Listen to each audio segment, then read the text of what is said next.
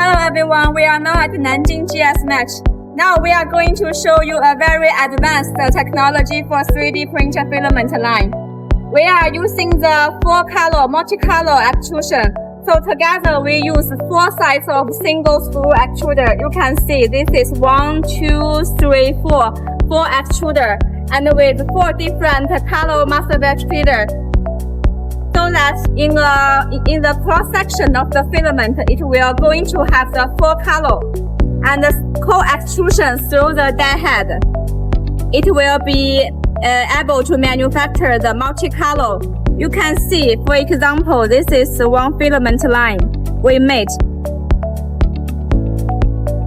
In the different side of the filament, it will have the blue, green, and yellow color, so that it together it will be very popular, and it is different from the rainbow color filament line. And we have going to show you some products of the machine. You can see all together it's like this.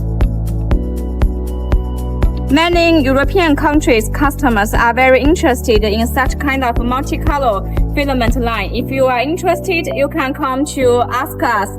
So that's all for today's video. Thank you. Bye bye.